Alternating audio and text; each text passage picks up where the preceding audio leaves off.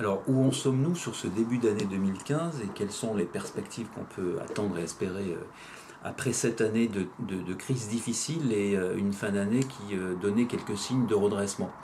Le début de l'année est resté compliqué, en dépit d'une consommation des ménages qui a redémarré, en dépit d'une activité de business dans l'industrie qui s'est tenue. Il y a en revanche tout un pan d'entreprises qui restent aujourd'hui encore en difficulté, en souffrance.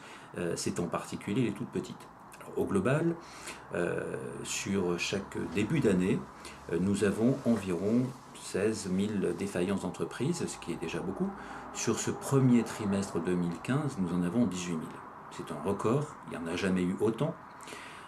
Pour autant, cette volumétrie doit pas faire oublier qu'il y a une concentration sur une typologie d'entreprise et ça ne traduit par conséquent pas une difficulté générale sur l'ensemble de l'économie.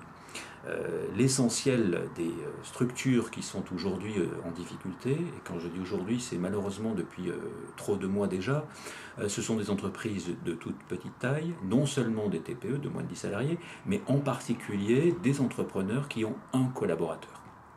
La différence entre une entreprise qui n'en a pas et une entreprise qui en a, c'est évidemment l'obligation de devoir verser un salaire à la fin du mois.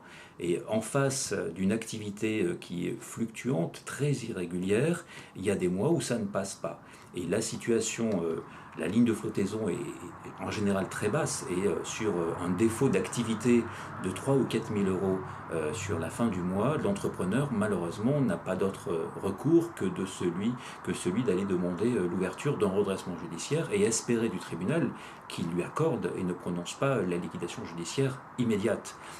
Sur cette famille-là, nous avons évidemment beaucoup d'entrepreneurs du bâtiment parce que ça reste de loin le secteur qui souffre le plus et qui malheureusement conserve des indicateurs mal orientés sur les mois qui arrivent.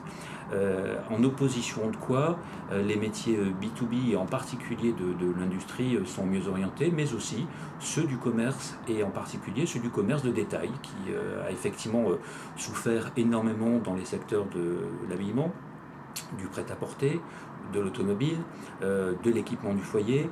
Ces secteurs-là aujourd'hui donnent des signaux de redressement. Sur ces 18 000, évidemment, l'essentiel sont des entreprises de cette taille-là. Par conséquent, dès lors que l'activité redeviendra régulière, et c'est déjà en partie le cas sur le mois d'avril et ce début de mois de mai, la population des entreprises avec un collaborateur aura suffisamment d'activité pour parvenir à payer ce salarié à la fin du mois. Pour autant, ça ne permettra pas encore de faire des projections d'activité suffisamment fortes sur les mois suivants pour obtenir les financements nécessaires à mettre en route ou remettre en route la machine.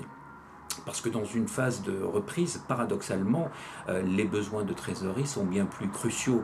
Lorsqu'il n'y a plus de clients, évidemment, les niveaux de BFR sont plus faibles et la tentation qui consiste à jouer du crédit fournisseur pour se faire de la trésorerie est moins grande. Aujourd'hui, nous sommes dans une phase de reprise et immanquablement, comme c'était attendu, les délais de règlement malheureusement s'allongent à nouveau, les retards de règlement sont excessivement élevés.